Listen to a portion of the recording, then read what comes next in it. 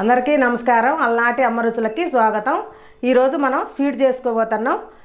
కొబ్బరిను బియ్యంతో బెల్లం వేసి హల్వా చేస్తున్నాం. దానికి కావాల్సిన పదార్థాలు చూద్దాం రండి. ఒక గ్లాసు బియ్యానికి ఒక గ్లాసు బియ్యం నానబెట్టుకున్నాం 2 గంటల ముందు. ఒక గ్లాసు బెల్లం, ఒక గ్లాసు కొబ్బరి, 2 యాలకులు, ఒక గ్లాసు నీళ్ళు. ఆ గ్లాసుతో 2 గ్లాసులు నీళ్ళు పోయాలి. ఇప్పుడు స్టవ్ వెలిగించుకుందాం.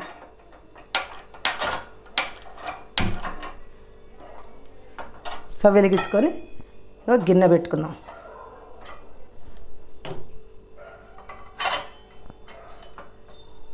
గిన్నె పెట్టుకుని గ్లాసు బెల్లం, ఒక గ్లాసు బెల్లానికి ఒక గ్లాసు బియ్యం.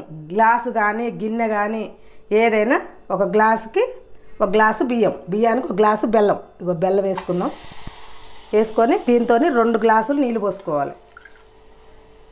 చూడండి 2 గ్లాసులు నీళ్ళు. 2 గ్లాసులు నీళ్ళు పోసి బెల్లం కరగబెట్టుకోవాలి. కరుగుతుంది. ఈలోపు బియ్యం మిక్సీ పట్టుకుందాం. అది ఇందాక కొబ్బరి పట్టింది. అది చూడండి బియ్యం. ఈ తినే బియ్యమే, స్టోర్ బియ్యం కావు.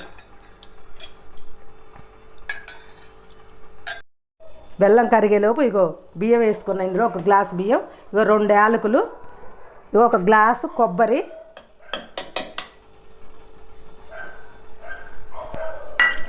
ఒక గ్లాసు నీళ్ళు. 2 గ్లాసులు నీళ్ళు పోయాలి. దీనికి కూడా కానీ చూసి పోసుకోవాలి.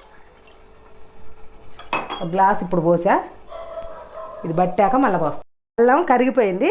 ఇప్పుడు బంద్ చేసుకుందాం. బంద్ చేసుకొని మనం మిక్సీ పట్టుకుందాం.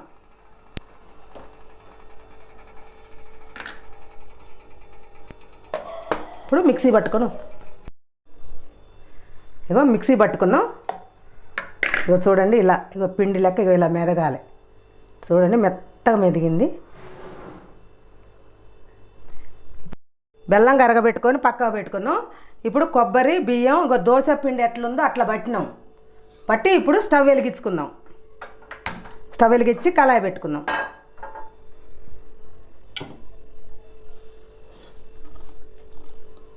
కళాయి వేడైంది. పిండి పోసుకుందాం.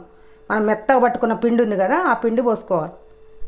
పోసుకొని ఇప్పుడు ఇందాక ఒక గ్లాసు నీళ్ళు పోసినాం కదా, ఇప్పుడు ఇంకో గ్లాసు పోసి 2 గ్లాసులు నీళ్ళు పోయాలి. 2 గ్లాసులు పాకంలో 2 గ్లాసులు పిండిలో 4 గ్లాసులు నీళ్ళు పడతాయి. పోసి మంచిగా ఇట్లా మెత్తగా పట్టుకొని ఈ నీళ్ళు కూడా ఇట్లా కలిపి మంచిగా ఇందులో పోసేసుకోవాలి.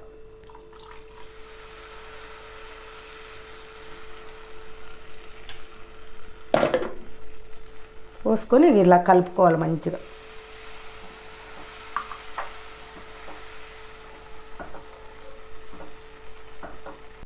బెల్లం కరగబెట్టుకున్నాం కదా, ఏమైనా నలకలు ఏమైనా ఉంటే పోతాయి. ఇందులో ఇట్లా వడకట్టుకోవాలి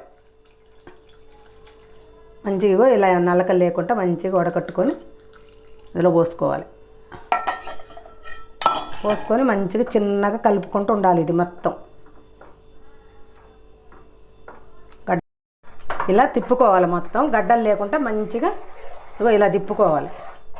చూడండి మంచిగా గడ్డలు లేకుండా ఇట్లా తిప్పుకోవాలి. సిమ్లో పెట్టుకొని ఇట్లా మంచిగా అంతా కలుపుకోవాలి. ఇట్లా మంచిగా ఉండలు లేకుండా గడ్డలు కట్టకుండా మంచిగా ఇట్లా కలుపుకోవాలి. కొద్దిగా మీరు కలపకుండా చేద్ద తక్కువ చేసారనుకో గడ్డలు కట్టుద్ది.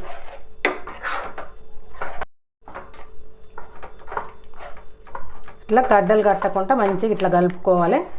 ఒక 5 నిమిషాలు 10 నిమిషాలు ఇట్లా దగ్గరకు అయ్యేటట్టు కలుపుకోవాలి. కలుపుకొని కొంచెం ఆయనాక ఇందులో నెయ్యి వేసుకోవాలి.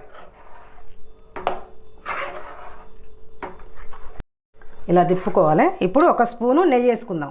గడ్డలు కట్టకుండా ఉంటుంది. నెయ్యి వేసుకొని తిప్పుకొని ఒక 3 స్పూన్ల నెయ్యి పట్టుద్ది. దీనికి మధ్య మధ్యలో వేసుకుంటూ తిప్పాలి. ఇట్లా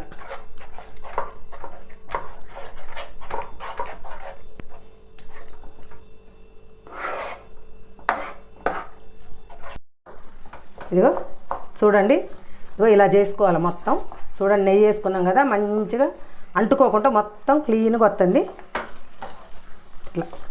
ఇట్లా చేసుకొని ఒక 5 నిమిషాలు ఇట్లా చేసుకున్నాక మనం ప్లేట్లోకి తీసుకోవాలి.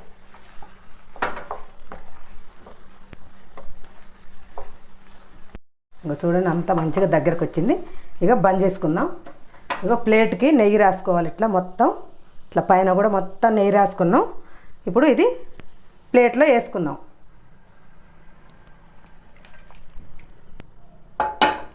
వేసుకొని మంచిగా ఇలా అనుకోవాలి. ఇలా గిన్నెకి నెయ్యి రాసుకోండి. ఇలా అడుగుకి నెయ్యి రాసుకొని వేడిగా ఉంటుంది కాబట్టి మనం చేయితో అనలేం కాబట్టి ఇట్లా గిన్నెకి నెయ్యి రాసుకొని మంచిగా ఇట్లా ఎడెల్పుగా అనుకోవాలి. అనుకొని చల్లారినాక మనం ముక్కలు కట్ చేసుకోవాలి. మొత్తం ఇగో ఇలా చేసుకోవాలి.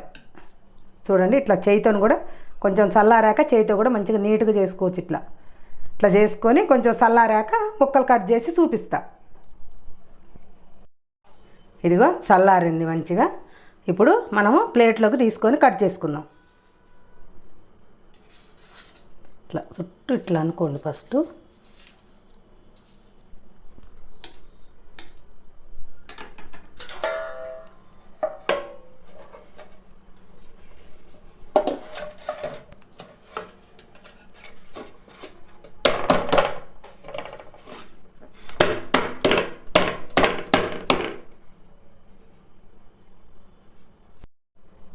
ఇప్పుడు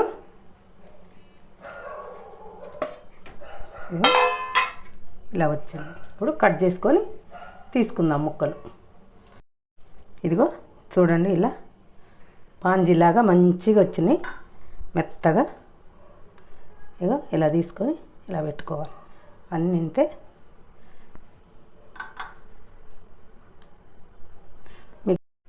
ఇదిగో చూడండి ఇలా తీసుకొని ఇక చూడండి మెత్తగా పాంజీలాగా వచ్చింది.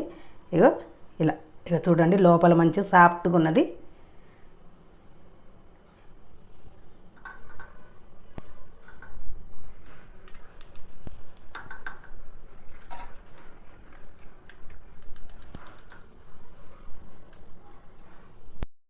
ఇదండి ఈరోజు బియ్యంతో స్వీట్ చేసుకున్నాం.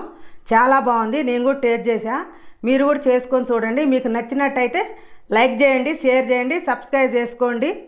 ప్రతిరోజు వీడియో అవుతుంది. తప్పకుండా చూడండి. చూసి కామెంట్లు పెట్టండి.